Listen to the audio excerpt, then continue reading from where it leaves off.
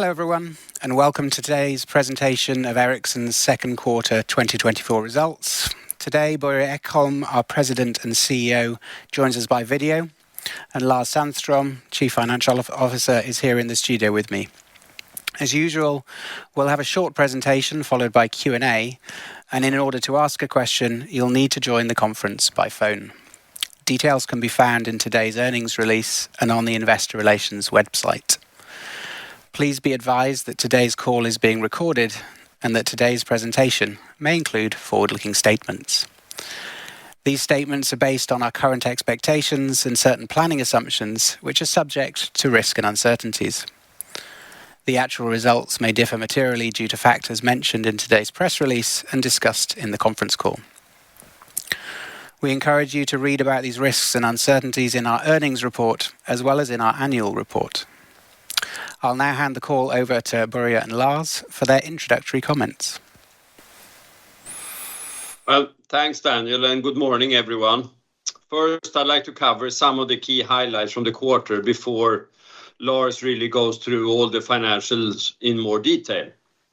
So in Q2, we continue to work with our customers and focus on leveraging our leading technology, as well as optimizing our business through our strategic initiatives, which of course includes our cost reduction actions that we have taken. All these actions made it possible to deliver a very strong performance, and we saw an expansion of the gross margin, despite a very challenging overall RAN and mobile networks market. So gross margin for the group came in at 43.9%, and this was supported by the proactive actions and our competitive portfolio. It was, of course, positively impacted by a new 5G licensing agreement, and we're now clearly on track to deliver our 12 to 13 billion kronor revenue target for IPR for 2024. Our IPR portfolio clearly illustrates how our technology leadership is creating value. Let me also briefly touch upon the impairment we recorded last week. This relates mainly to Vonage and reflects lower anticipated market growth rates in Vonage portfolio. However, the strategic rationale for the Vonage acquisition remains, and that is really to create new ways to monetize the network capabilities and the network features.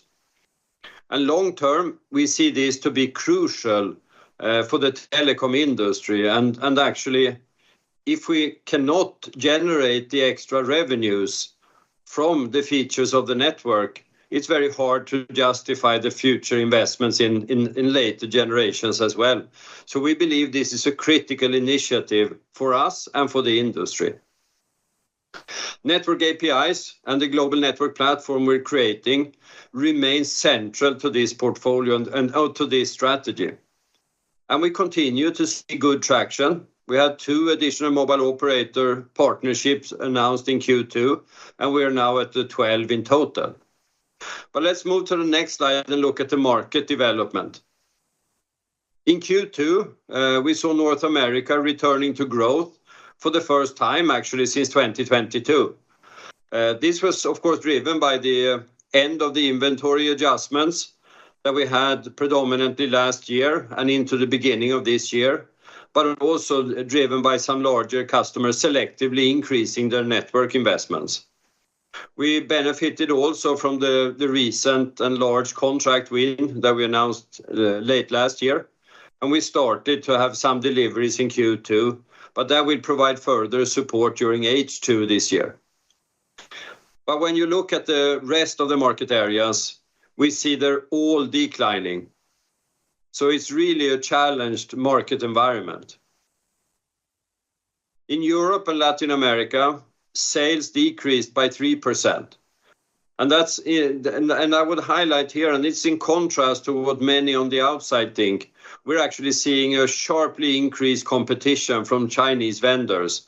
That includes both in Europe, but particularly in Latin America. In Southeast Asia, Oceania and India, sales decreased by 44%. This follows the normalization in India compared to the record-paced 5G rollout of last year. And finally, Both Northeast Asia, Middle East, and Africa saw declining sales due to slowdown in operator investments and an additional macro pressure. With that, I would say it's time for Lars to go through the numbers more in detail. All right, thank you, Börje. Let me start by adding a few additional points on the group before discussing the segments in more detail.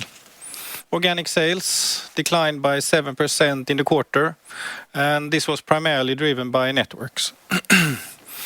Some of our larger customers in North America did selectively increase their investment, supporting a return to sales growth in this key market, but our other markets declined.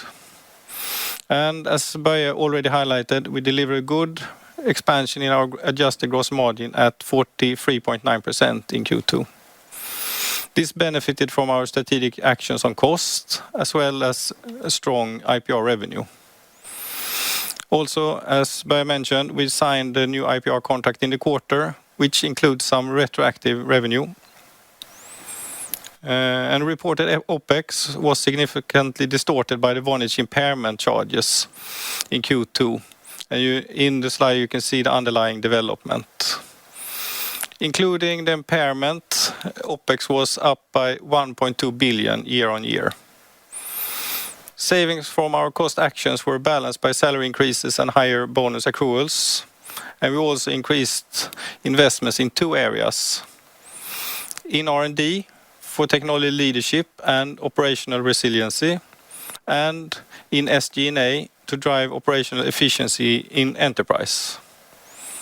We are continuing to take action on cost, including sizing our organization to serve the new level of customer demand. And we recently concluded the union negotiation in Sweden on planned headcount reductions. Adjusted EBITDA increased to 4.1 billion in the quarter with a margin of 6.8%. With that, let's move to the segments. Next slide, please.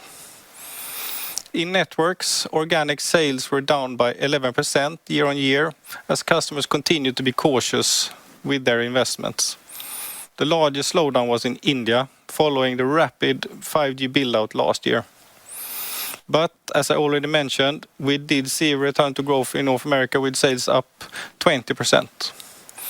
And there were also a benefit from the new IPR licensing agreement signed in the quarter, which included a retroactive element.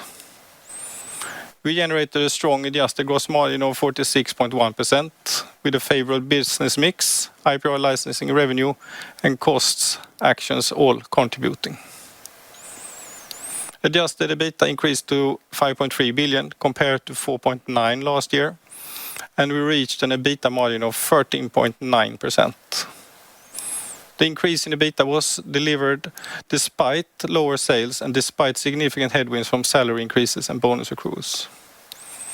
This shows the benefit of our cost actions, technology leadership, and competitive product portfolio. In segment Cloud Software and Services, we continue to execute on our strategy to strengthening delivery performance and commercial discipline. Organic sales were stable year on year with slight growth in core offset by lower sales in other parts of the portfolio. We delivered an adjusted gross margin of 37.2% and the EBITDA margins continue to improve on a rolling basis. As I already mentioned, our IPR revenues increased to 3.9 billion in the quarter with the new agreement, and we continue to see further growth opportunities with additional 5G agreements and potential to expand into additional licensing areas.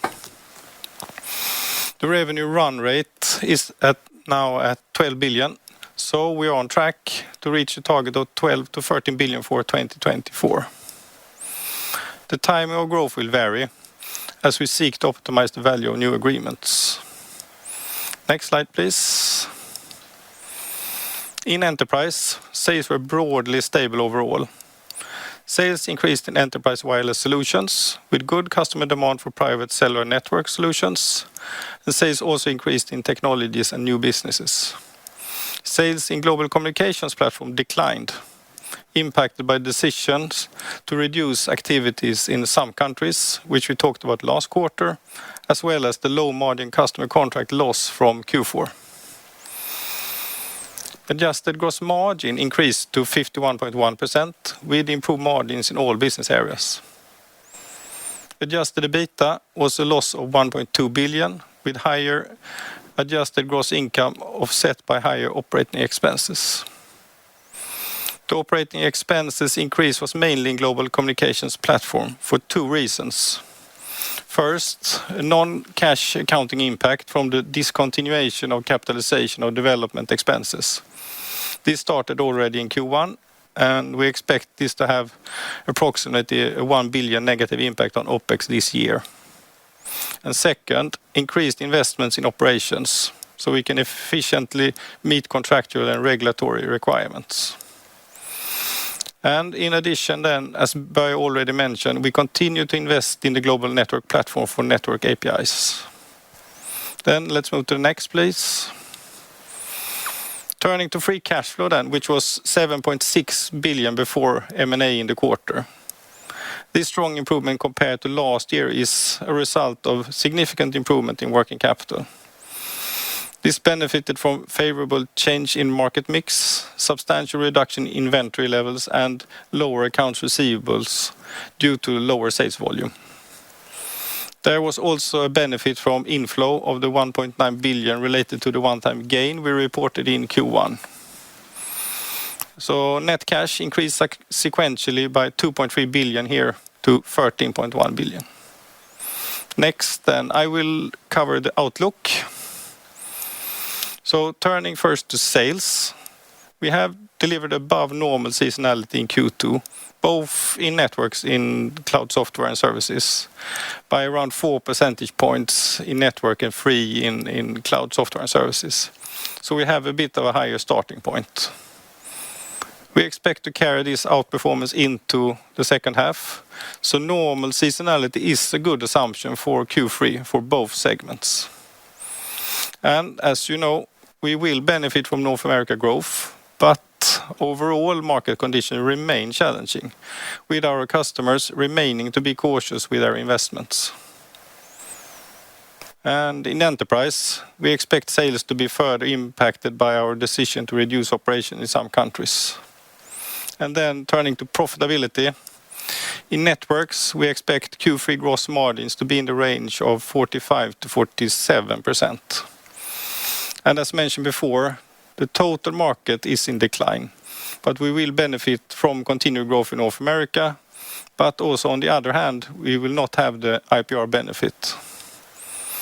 Finally, on OpEx, it's worth noting that we won't see the usual seasonality this year because of the changes in phasing here. And as we will also start to see further benefits from our cost actions later in the year. With that, I will hand back to you, Börje. Thanks, Lars. So to conclude, we're facing a tough market environment at the moment. However, I would say the results in Q2 underscore the underlying strength in our business as well as our competitive portfolio. Going forward, we remain fully focused on executing on our strategy to strengthen leadership in mobile networks, driving a focused expansion into enterprise and pursue a cultural transformation. We continue to leverage our technology leadership while prudently managing our business. The actions we're taking, including our focus on costs, will allow us to keep investments critical to protect our leadership position and long-term competitiveness. This will ensure that Ericsson remains well positioned going forward. At the same time, for the industry to grow long-term, it's necessary to find new revenue streams for our customers beyond mobile broadband subscriptions. We need to create new opportunities to monetize the networks and the investments our customers make in the networks through differentiated offerings. And that's what our enterprise strategy is targeting. And network APIs is, of course, one of the key opportunities for us. Of course, creating a market and new monetization models and the associated ecosystem will take time. but we are seeing some very good traction. So our vision to become a leading networks and enterprise platform is unchanged. The foundation in this strategy is and will remain our leading mobile networks business.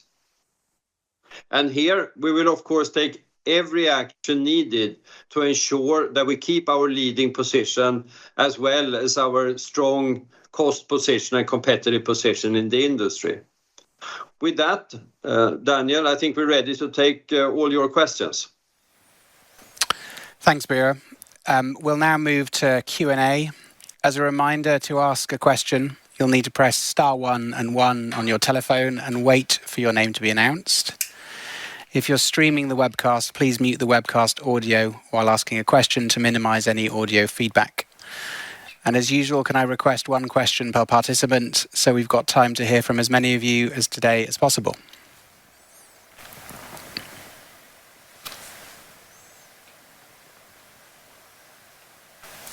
Super. I can see the first question on the line is from Francois Bovinet from UBS. Francois, your line is now open. Please go ahead. Thank you very much. So my question would be on this slide 8 that you show in the presentation, where you show the adjusted EBITDA margin and adjusted gross margin. So what we see in the chart, we can clearly see, I think, a correlation between the gross margin and EBITDA margin since 2022. And I checked in 19, 21, and 20. I think it's the same correlation directionally, but for some reason, from Q4 23, we see the gross margin going up, but the EBITDA margin going down. And I was wondering why, because we see the in Q2, for example, the top line increasing, so should help the scale. You have the North America increasing, should help the geo mix, and you have the IPR, which is almost all-time high, which should help the margins. So I'm wondering why you have a disconnection between the gross margin and the EBITDA margins, since the beginning of the year. That would be my question, and yeah, please. Thanks, Francois. I'll pass that to Lars. Thanks. I think it is that we have a somewhat higher cost base compared to what we had a couple of years ago when it comes to especially on the R&D side. We have had an increased level of that, and now this is on a quarterly basis, so it's not a rolling 12. So that's why the significant lower revenue base is also impacting quite a lot on the OPEX ratio there. So that is what is, so to say, kicking through. And also somewhat higher the difference there coming from the enterprise business that is impacting to some extent as well compared to where we were in 2022. So if you do the same, looking at the pure mobile networks and the enterprise, you will see it's a little bit different.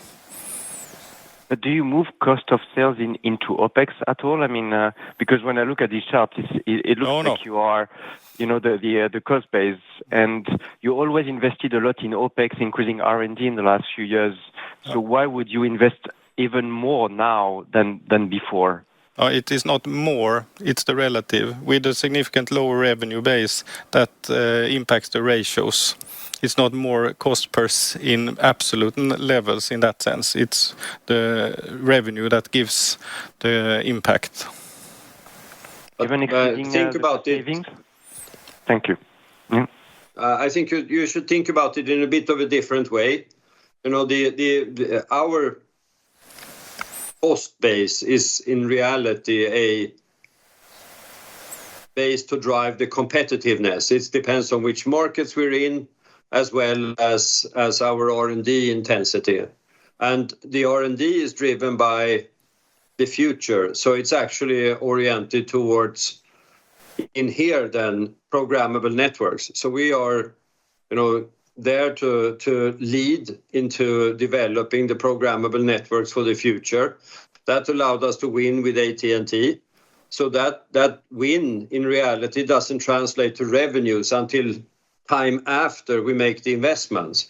So what you see right now is a situation where sales have fallen and we have kept the R&D intensity to be able to compete in the future and be successful longer term. So you will get this it's not that the cost base can follow revenues in R&D, because that's simply not it doesn't become the relevant timing to think about it in. Understood. Thank you very much. Great. Thanks for the question, Francois. We're now ready for the next question. So the next question will come from Alex Duval at Goldman Sachs. Alex, your line will now be open. Please go ahead. Yes, good morning, Alex Duval. Thank you very much for the question. In your report, you state what normal seasonality is like on top line. Curious to what extent one should take this for modelling purposes as the right quarter-on-quarter growth rate for the next few quarters. Clearly, you have the AT&T win, but then in your report, you talk about some of the dynamics in markets like Europe being tough. So just trying to understand if AT&T should be added on top of that seasonality, or if that's already included. Many thanks. Sure. Lars, I think one for you. I think what we say in Q3 here is we show the seasonality, and I think that is including the growth rate that we see in North America. And then, of course, we have a weaker situation in all regions outside North America. So that's why we say that the seasonality is probably a good indicator for Q3. Very helpful. Thank you. Thanks, Alex. Thanks for the question. We can move on to the next question now. So that will come from Andreas Jolson at Carnegie. Andreas, your line will now be open. Please go ahead. Thanks a lot, Daniel. Follow up on the former or the previous question, but maybe give a little bit more flavor into the various regions on the network side. So North America, I understand the improvement is a sort of a mix between the AT&T contract and improvement from others. But how do you see that play out going forward? Are the customers a little bit more forward-leaning now than a year ago, perhaps? And then also on the other regions, except the obvious headwind from India, where do you see the main reason for the customers holding back their investments currently? Thanks. Börje, maybe one we can pass to you, and you can give a little bit of flavor around the various markets. Thanks. Yeah.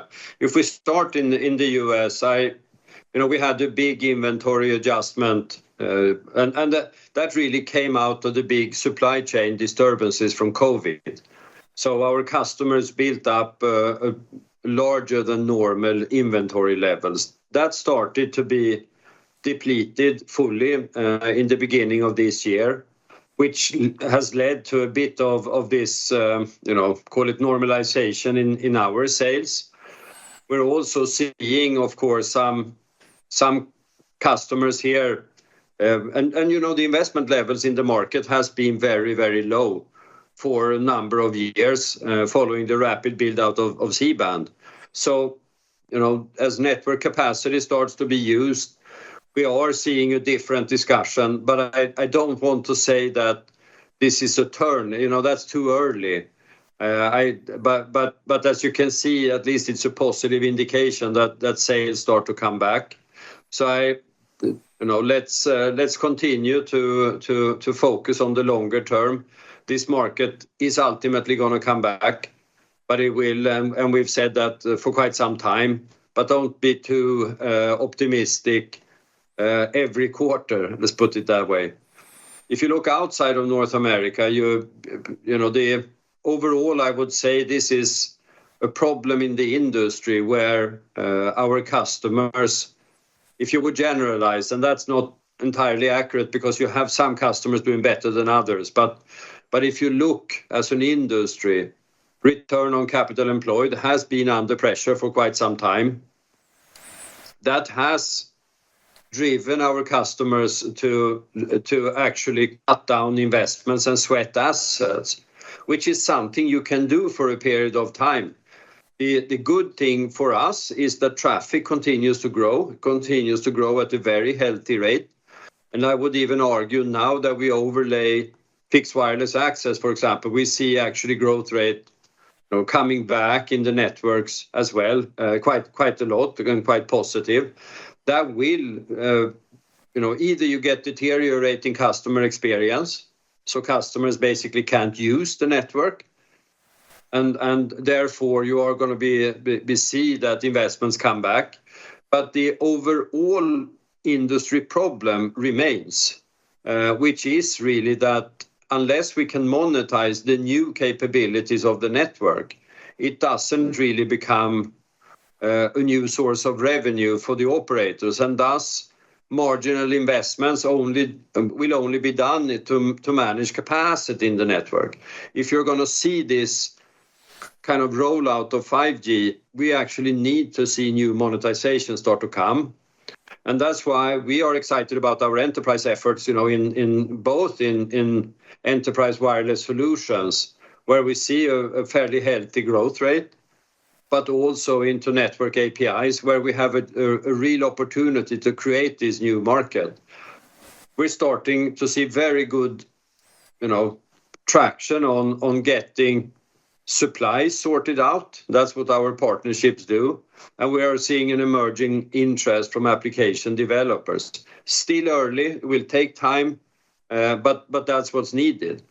So overall, the industry is actually in a very difficult spot. And then if you look, more globally, of course, India had a very rapid rollout last year, and that is tapering off, like we have said, and that's what we see there. So that, again, underlying traffic continues to grow, etc. But that's why you see the slowdown. If you look outside, you see a bit of a macro challenge in Africa and parts of Middle East, where predominantly Africa has had currency movements, etc., that actually makes it very painful for our customers. Same parts of Latin America. So when you look, it is a subdued environment right now, where, I think for us, that's why we're a bit prudent in our planning and say that we need to control what we can control on our side, that is work on the cost side. Perfect. That is very helpful. And may I also wish a great summer. Thank you. Same to you. Thanks for the question, Andreas. So we're now ready to move to the next question. So the next question will come from Andrew Gardner at Citi. Andrew, your line should now be open, so please go ahead. Thank you, Daniel. Morning, all. If I could just do two quick follow-ups on the last points that you were making, Börje. First, on the US, can I take it that when you say, quote, selective investment, you weren't really expecting it, it's come sort of short lead time orders from customers, perhaps refilling a little bit of capacity here and there where they've needed it, but they're not yet giving you visibility beyond AT&T perhaps, which is obviously quite specific, but the others aren't really giving you visibility into the sustainability of that into the second half. Is that a fair characterization? Yeah, that's a fair characterization. But I would say, though, that given the, when you have if you operate in a rolling out, just try to keep that at a relatively constant. And they've been, buying less from us to deplete their own inventories. That just needed to adjust. A bit of that is what you see. Okay. And then also on the point you made, particularly in Europe and Latin America, where you're seeing increased competition from the Chinese vendors once again, do you feel like you're losing share as a result of this competitive activity, or are you able to hold share, but perhaps it's coming at the expense of price and margin? We like to be managing our overall pricing and profitability and gross margin. So it will all depend on specific situations. I'm sure we will lose some, but we'll do that because we think it's right for the overall gross profit in the company. So you don't expect us to be the most aggressive in the market. Understood. Thank you. Thanks for the question, Andrew. So we'll now move on to the next question. That will come from the line of Sandeep Deshpande from JP Morgan. Sandeep, your line should now be open. Please go ahead. Thank you, Daniel. My question is on your IPR deals in the first 2 quarters. You've had 2 deals in Q1 and one in Q2 as well. What has been the one-offs associated with these deals, and what is the ongoing run rate associated with the IPR revenues? And I have a quick follow-up after that. Lars, probably. We don't comment on the deals. They have always, as you know, a retroactive part, and then it's forward leaning. But you can see the jump in revenue. That is, of course, partly to a large part explained by the one-offs there. And for the run rate, we are at around 12 billion now coming out of Q2. And as we said, the target of 12 to 13 is well in reach. Okay, thank you. And my follow-up is quickly on the United States and the U.S. market. You've seen this recovery in the U.S. market. Is this mainly coming from, that the U.S. market now, those inventories of parts that they were holding are not there anymore? Or is it that they are actually now starting up new projects? There is some new movement in terms of where the investments are occurring, or it is to do with inventory replenishment or AT&T new contracts? Börje, maybe we can pass that one over to you. Yeah, I think it's fair to say it's a combination of those, right? But that's why we also say let's not, we know that the investment level has been, if you look at the underlying traffic growth and the growth of fixed wireless access, we know that traffic has grown. So that requires a certain level of investment. So we knew that, but we had the inventory adjustment. And of course, now that they have run out of room to adjust that, they need to buy a bit more from us. So that one thing that's clearly happening. But we're also seeing that they need to manage the network quality. And that's that's what gives us comfort that you have a bit of a cyclical behavior in the investments. If you look historically, we've been at a low point, and now that starts to come back. That's a bit what you should expect. And of course, you have the big contract win as of last year. That starts to contribute in Q2, but it'll be more in H2. Thank you. Thanks, Sandeep. We can move now to the next question. The next question on the line will come from Joachim Gunell from DNB. Joachim, your line should now be open. Thank you. So can you just comment a bit on where you are in India and the US in relation to what you would consider normalized sales levels at this stage? Sure. Börje, do you want to provide some high-level thoughts on those 2 markets? Thanks.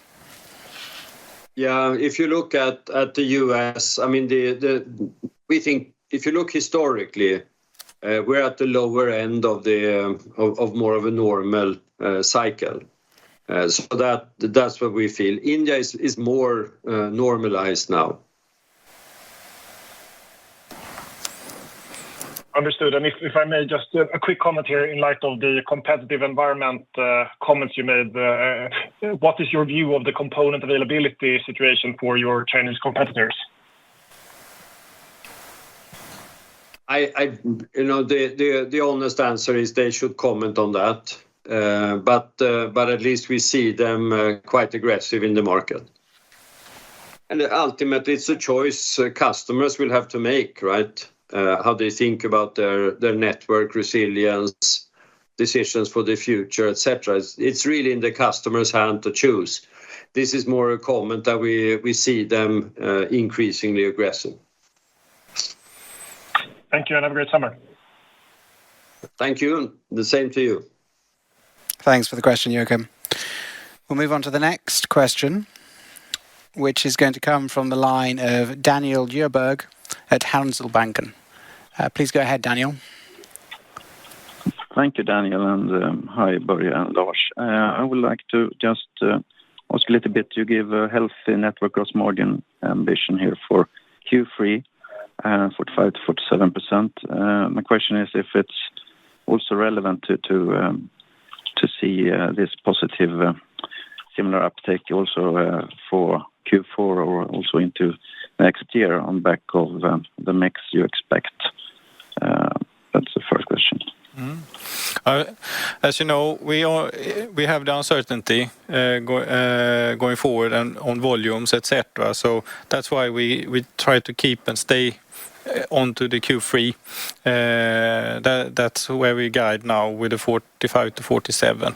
And so it is the cost on the positive side. We have the cost out activities that we are doing that is helping us, but we also have a downturn in the market. In total, that when you do the calculation there on the seasonality on Q3, you see.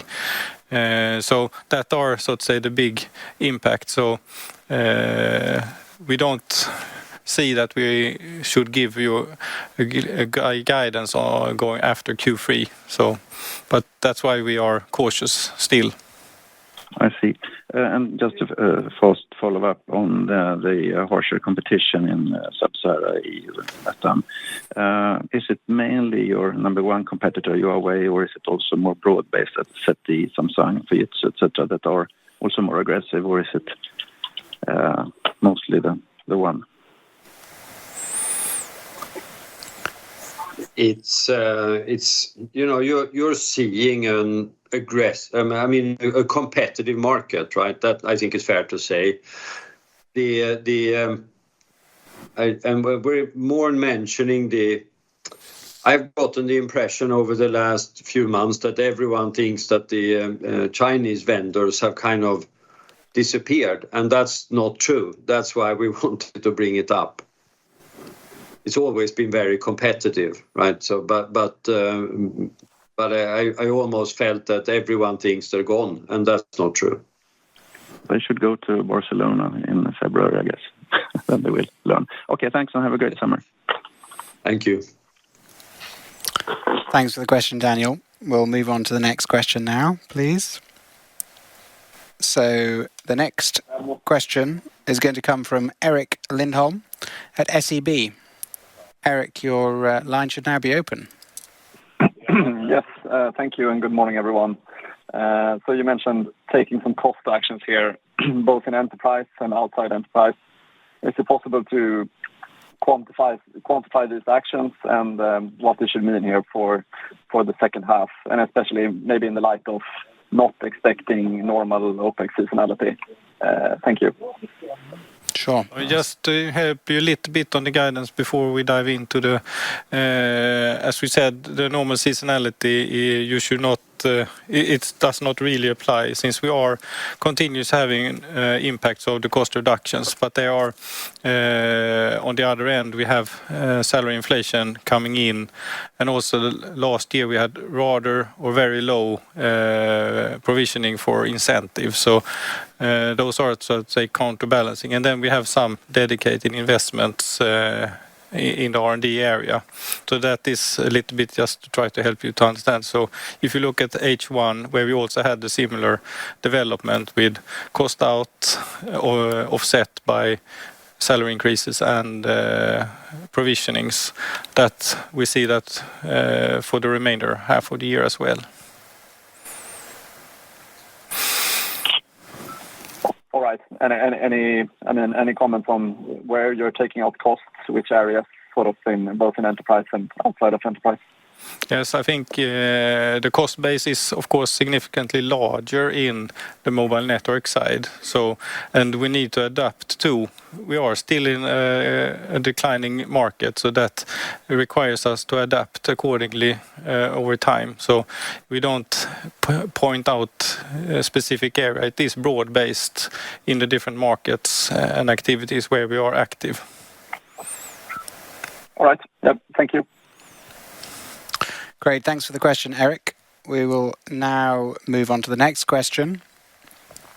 The next question will come from the line of Sami Sarkamies from Danske Bank. Sami, your line is now open. Please go ahead. Hi, thanks. I would actually like to continue on the cost topic we just discussed. Could you provide additional color on the OpEx development during the second quarter and provide some color on outlook for the rest of the year?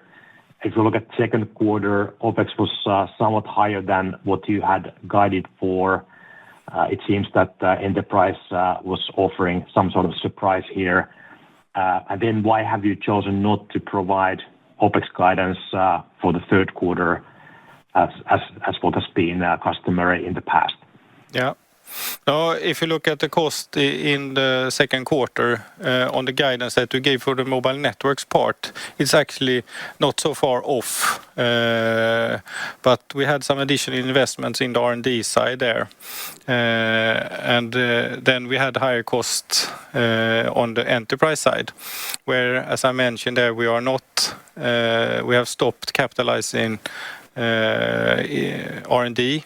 So that is around 1 billion on an annual basis. We did that already. We started that already in Q1, so that continues for the rest of the year. And then we have some higher costs and investments that we are doing connected to some of the market exits, but also to increase the operational efficiency and ensure that we are following the development when it comes to different regulations, etc. So that is building some cost in the enterprise part. So the big deviation here actually in Q2 is more connected to that. And then going forward, we took out the seasonality because we see that it doesn't really apply here. We see more of a stable cost development, you can say, compare if you look at from the first half of this year. So where we have continued cost out activities delivering, but also then that is offset then by some salary inflation and some higher provisioning. So that is more to help you to see what is happening. On the enterprise side, there we are, so to say, more stable on the cost base going into the rest of the second half. Okay, thanks. And I would have a follow-up on IPR licensing guidance. I mean, if we do the math, you're basically already at 13 billion kronas for the full year if run rate amounts to 12 billion, as you earlier discussed. So why have you chosen not to raise the IPR licensing guidance? You did mention that there's still a possibility for additional deals. Yes. We aim to get the best economic outcome of any agreements that we are working on. So therefore we keep, so to say, the guidance now for the 12 to 13 billion for the full year. And then if there is more to come, then we will announce that. Okay, thank you. Super. Thanks for the question, Sami. And just as a clarification, in terms of the base, think about the H1 in terms of overall OPEX when we talk about similar sorts of levels rather than the single quarter, just to clarify on that in case it's helpful. Super. Ready to move to the next question. That's going to come from Joseph Zhou at Barclays. Joe, your line is now open. Thank you. Hi, thank you. Thank you for taking my questions. And my first one is on the gross margin for network business, and it's at a good level. And if I look at the business historically, only in 2021 you had a kind of a higher gross margin at around I think something like 47%, and you're guiding to 45 to 47 for Q3. And obviously there's an element of structural improvement with IPR, but my question is it as good as it gets in the second half when you have this kind of in around 47% gross margin, considering in 2021 you obviously had a very, very high level of sales in North America with the 5-year rollout, and I think it's safe to say we are not going back to that level of volume. And so is that a fair understanding that this level of gross margin is as good as it gets, or am I missing anything? Yeah, no, but it's a good question. We are, of course, quite happy with the margins that we saw now, and also what we're trying to guide for here, and it is good levels, as you say. If it's as good as it gets, that we are continuously working to improve, but it is reaching a good or a high level now, I would say. Yeah, I think also there you should think about where are we going as an industry, right? You will see less hardware, more software. So as you think about the longer term, the product mix hasn't changed dramatically now, but that's going to look different as we move forward. That's very clear. Thank you. And my small follow-up is just on IP. It's just the new contract. Can I assume it's with a Chinese smartphone maker that you probably didn't have a kind of 4G or 5G license with? Is that fair to assume? We normally don't disclose these kind of contracts, but we will see if there is. If there is, you will see it. But normally we do not share who we sign up contracts with. Okay, thank you. Thanks for the question, Joe. We'll move to the next question. The next question is going to come from Felix Henriksson from Nordea. Felix, your line should now be open. Hi, thanks for taking my question. I wanted to touch on the game plan for Vonage and the global communications platform. You now have the write down under your belt. Organic growth's been negative and the business is loss making. So just wanted to hear your thoughts about the timeline. So when do you have to achieve profitable growth in this business area to be somewhat satisfied with the acquisition here? Super. Lars, do you want to start with any financial comments, albeit probably limited on our side, but and then Börje, we can talk a little bit about the strategic rationale as well. No, I think we are continuously working with managing the current business and improving that, and that will require a return to growth. There has been some decisions now to step out of some of the low margin deals that we have had, and then to get back to a more of a profitable growth especially in the global communication platform part, whereas enterprise wireless solutions it's more full steam ahead and to capture the opportunities there. So that is clearly in the targets. I will not give you a timeline today on that, but that is what we are definitely working on. And I think then for you, Börje, to add a little bit on, so to say, the longer term picture. Yeah, I think if we start on the global network platform, it was down in two buckets, right? It's the strategic reason why we acquired Vonage, and that's what we're actually investing in. So, we need to manage the existing business better than we have, that's for sure. But we have also seen a decline in growth rates that we didn't expect or didn't plan for. That's to be honest, and that I think is what you see on the current performance. What we are trying to do still is actually the North Star, if you put it that way. That's to build a new marketplace for network APIs. And when we talk about network APIs, it becomes a technical language. But think about it that you can have 3D positioning, for example. You have new ways of authenticating devices. You have speed on demand. If you have a broadcasting camera that uses capacity, they can actually order the capacity with milliseconds latency. There are a number of these things that are now started to be implemented. That's a new way for the industry to drive a new type of revenue source the industry has not had. And in reality, if you simplify it a bit, you can say it's monthly subscriptions, and it's basically not linking revenues to neither to network investments or to costs in reality. So we think that paradigm has to change. There are part monetization on 5G for operators. You see operators that have rolled out 5G, they typically have a bit higher ARPU and they have a bit lower cost, so they get actually gross margin expansion. But it's not a new investment case.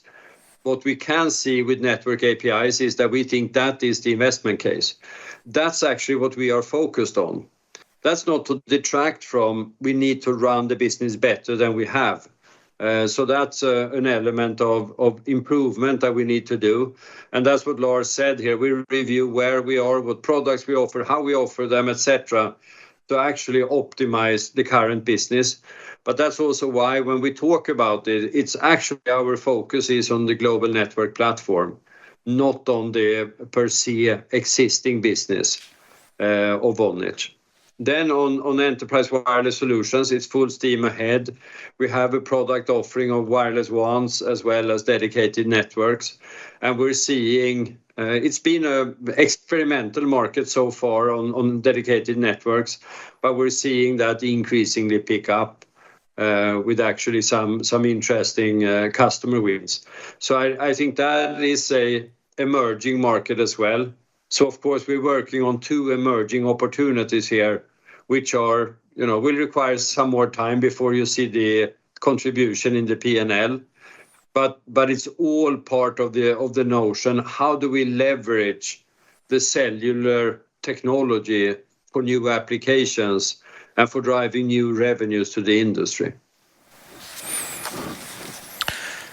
Great, thanks for the question, Felix. We will move on to the next question. The next question will come from the line of Janardan Menon at Jefferies. Your line is now open. Please go ahead. Hi, good morning, and thanks for taking the question. I have one question and a short follow-up. The question is on the Q3 gross margin in networks again, on the 45 to 47%. I'm just wondering what are the specific upward drivers of that gross margin, because I would calculate roughly between 100 and 200 basis points of sort of IPR impact, which you're sort of guiding that you will cover in the current quarter.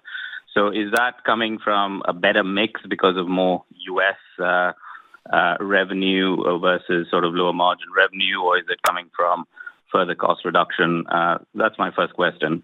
And the follow-up is just on the competitive environment. You were talking about Latin America, Africa, etc. But in Germany, there was recently some news flow about them excluding Chinese vendors from their core network.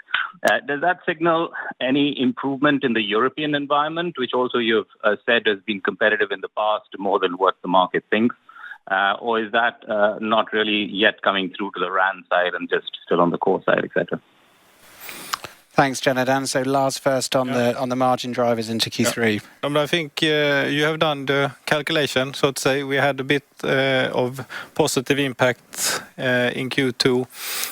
So taking that off, that shows a bit of an underlying improvement, and we have the cost out activities that we expect to support, and then of course also a bit of the geographical mix as you mentioned. So I think that is you are capturing it rather well in that sense. And then of course on the downside we have still a declining market that compared to last year. So those are the key components. And on the other question, I think it's better for you, Börje, to give your point of view. Yeah, I think it's still a bit too early to have a view on what's going to happen in Europe.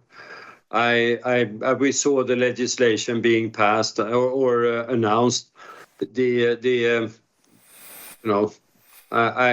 think we'll have to see how that impacts the market.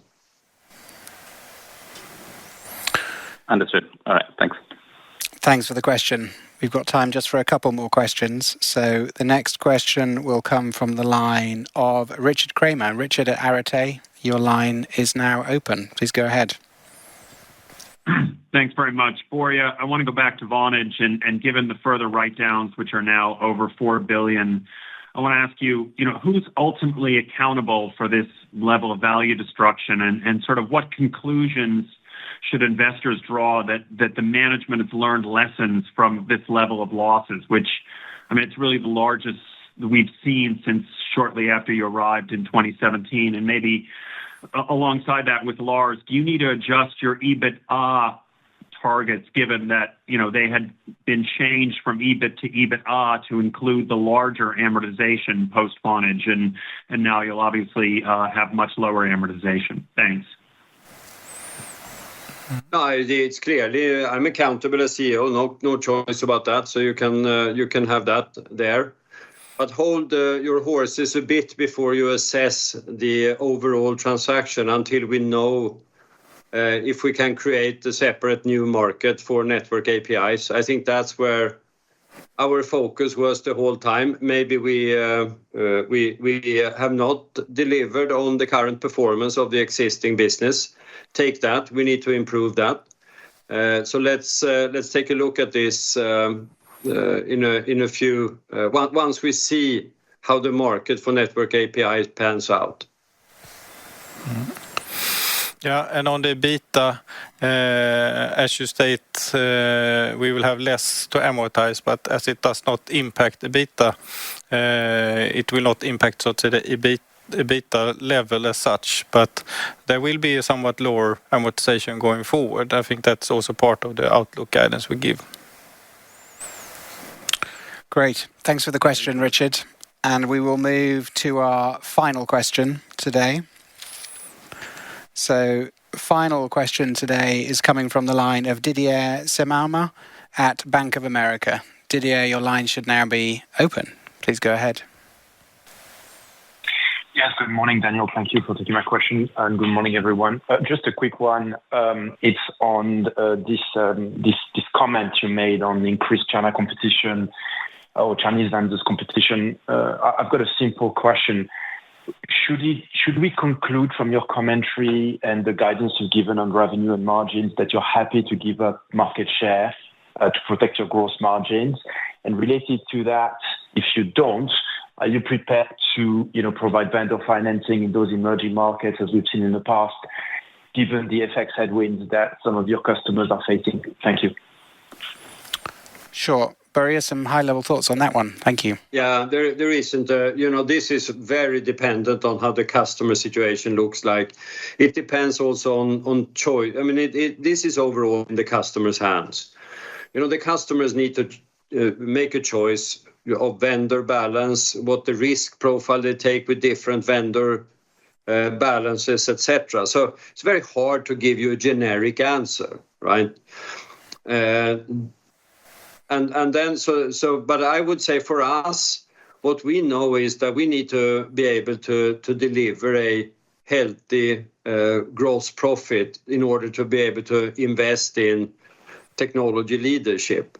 So for us, if that requires us to be disciplined, then we're going to continue to be that on how we take market share. I think you have seen that over the last few years that we've been rather disciplined in managing the overall gross profit of the company. We've been able to do that and still gain market share. So it actually comes back to another question, which is the technology leadership we have with the type of portfolio we can offer. We're actually able to do both. Is that always you can take that for granted? No, you can't. You need to make sure you invest in leadership and invest in the portfolio. And that's why we try to manage the total business with the gross profit and the need to invest in technology and trading those two off in order, again, to win in the marketplace in the long run. It's always expensive to give up footprint. I know that, and you know that as well. So we need to manage both. And how it looks will depend on individual situations, but we're not, unless we get paid for our technology, why should we take off a contract? Brilliant, thank you. May I ask a follow-up? If it's very brief, Didier, we're just about out of time, but please go ahead. Very brief. Your main competitor in Europe just acquired an optical vendor to have sort of a bigger footprint in data center and sort of AI. I know it's not your focus. How should we think about Ericsson's role, if any, in data center in the future? Thank you. Yeah, I think that, I think they're in a very different position than we are. They already have a business there. So for them, it's kind of a rational acquisition. For us, I think that's a market we serve through the access technology, and but seeing us to directly sell to data centers is rather unlikely. Brilliant. Enjoy your summer. Thanks, you too. Super. That concludes today's conference call. Thanks everyone for joining, and we'll catch up after the summer.